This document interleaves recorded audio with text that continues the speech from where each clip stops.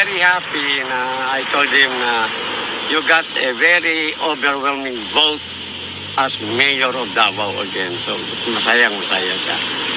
Ikinwento ko kay PRRD yan, sabi ko, lahat yung mga yung inarap mo sa Quadcom, sabi ko, walang lumusot. Ano ganun ba? Tawa siya ng tawa. Welcome to the Netherlands, Sir Paul. Welcome to Netherlands. Hello, sir. Alvin po, sir. Nice to meet you. Tugnaw siya po.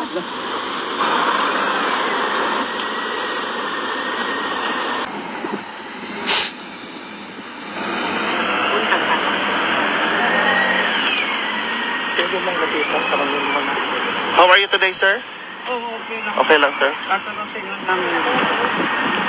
Medyo wala pang ang tulog. Sa Pilipinas, no? Ang huling balita natin kay Tatay Digong mula dito sa detention facility ay araw ng Biyernes, huling pagdalaw ni Kong Pulong kay Tatay Digong. Ngayon po, kakagaling lang po sa loob ng detention facility ni Mr. Bong Duterte. Siya po ang bunsong kapatid ni Tatay Digong. So, Sir Bong, kamusta po si Tatay Digong? He is doing well. Medyo malungkot lang because he cannot kwan yung sa outside world talaga ano na nangyayari. So I have to brief him about the election, the outcome ng election, both the local and the national. And he's very happy na I told him na you got a very overwhelming vote as mayor of Davao again. So masaya siya.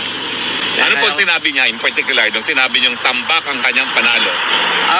Ako ang nagbalita nga sa kanya. Sabi ko na grabe yung outcome ng yung number of votes mo kaysa yung opponent. At saka ang Vice Mayor Basteven, including si Congressman Pulong, and yung anak niya si Omar, also won the congressional seat, 2nd District. And of course, Congressman Unga buwan sa 3rd District. Ano pong sinabi niya? Yung sinabi niyong overwhelming ang victory? Naka-smile. Nakasmile. Ngayon, yung ano po, yung lima na pumasok na inendorso natin para senador, ano pong sabi niya? Medyo doon nakuhan siya kasi sa senator, sabi ko kasi may mga twist na nakukuhan.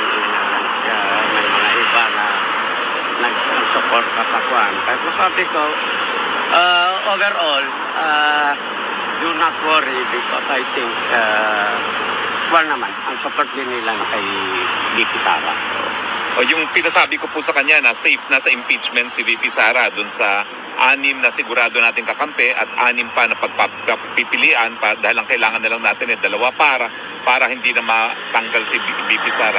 Yeah, well, I think para din sa atin, with the overall nangyari sa national kuhan, yung halos natanggal yung mga, alam mo na, yung sa Congress. Mga buwisit, So, mga WAD committee. So I think yung mga opposition ng iba, I think they will think na it's about time kung ano yung noon, it cannot go that way. So there's a big chance na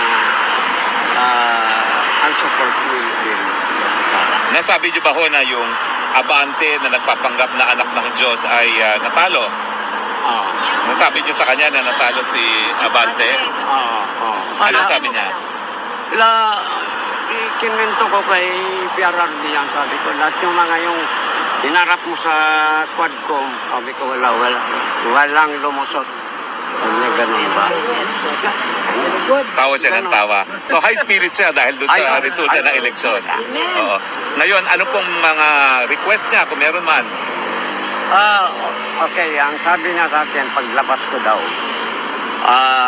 again and again, we would like to thank all those who supported him, moral support, all yung lahat na nandito na, because I told him na merong mga tao sa park na nag-concert.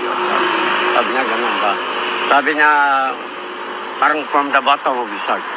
Talagang ipapasalamat siya sa buong nagsusuporta sa kanya, not only ito sa park, worldwide, pati sa Pilipinas.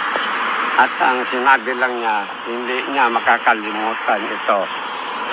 Parang utang na loob niya sa inyo. Napansin ko po, hindi yung daladalang labada niya. Naglalaba na ba siya on his own? Kinuhaan ko eh. Sabi ko sa guard na nagbabantay, sabi ko, I'm here to get his laundry. Pero parang sinabi mo na, they have their own laundry. Sabi ko, hindi na ako nag-insist. After all, ayaw mong maglaba no? Ganon. Pero, ayan, he's okay. High spirit siya. Sir, can we ask question as well? Yes, now, please, Sir, questions. is Mayor Duterte aware na nananalo talaga yung dear friend niya na now Senator Attorney Rodante Marcoleta? Yes, I brief him all the, because hindi na natin masabi na, kasi hindi pa ito official. But I told him na yung, as you know, the counting went, more or less ganito na, lumusot. So, in a way, masaya siya. Masaya talaga. Lalo na sa Davao na lahat ng kuha niya ay lumusot. Walang kabila na. Kumaan. Tapos sir, ilang months mo nang hindi nakita si former president? Ako? Yes po. Since pagpunta nila sa Hong Kong, Okay. because he was expected to from Hong Kong, he has to fly back to Davao. Sir, can we also ask what your feelings were nung nakita mo for the first time si PRR niya, ay Mayor Duterte? Mayor na talaga siya ngayon. Yes. Kuwan siya, I mean, you know, he is a little bit detached kasi nga, as I said, you know, wala siyang kuwan sa outside world. So, kailangan pag nandiyan, you know, whoever will be sinong susunod, we have to brief him ano nangyayari sa outside world. Kasi sinabi ko, pwede ka ba may cellphone? Sabi ko, pwede kita bilhan na yun. Bawal. So, wala, isolated siya. But yet, kung nakwentuhan mo na siya, magkuhan mo, yung Up to How date. about you, sir, personally? Meron ka bang special emotions or feelings na nung nakita mo siya? ako, of course. Pero, you know, ang kaso na, we will leave it to the lawyers na.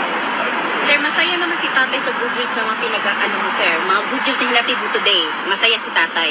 Oo, masaya. Nagkakos din mo, sir. Pagkita nga niya sa akin, ako, Inasahan ka ba niya? Nasabi ba ni Kong Pulong na kayong papalit? yeah. Actually, before pa, nagkwento na kami ni Pulong. Kasi nga, because, you know, the election, so they have to go back, you know, so, pag-usapan na for the meantime, na busy sila sa Manila. So it's my time to watch over him. So siguro, kung whoever comes here na, si Pulong ba o si VP Sara, o sino sa mga anak na, ako naman na. Oo. Meron ba kayong estimated time na pagbalik niyo sa Pilipinas or estimated na may papalit sa inyo rito? Antayin namin sino mga anak na papalit. And then from there, kasi nandito na lang man din kami sa Netherlands, balita ko, malapit lang ang Belgium, malapit lang ang Germany. So, kung sino yung papalit, sasabihin ko, bago kami umuwi, papasa na lang.